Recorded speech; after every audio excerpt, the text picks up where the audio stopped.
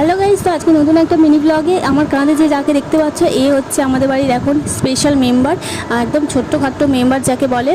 ওর মাত্র বয়স 20 দিন। একটা গাছে থেকে আমার বর যেখানে কাজে যায় না, ওখানে একটা গাছে থেকে পেরেছিল অনেকগুলো বাচ্চা, তো তার মধ্যে থেকে একটাকে এনেছিল।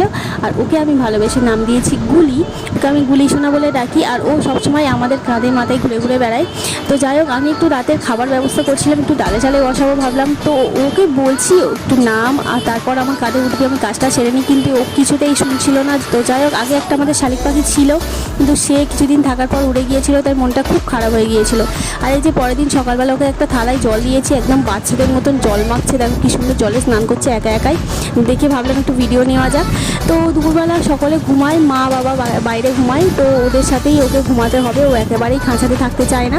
তো আজকের ভিডিওটা কেমন লাগলো সবাই তোমরা কমেন্ট দিয়ে জানাবে, আর ওই গুলি নামটা ওর জন্য যাচ্ছে কিনা সেটাও কমেন্টে বলবে। আজকের মতো এইটুকু।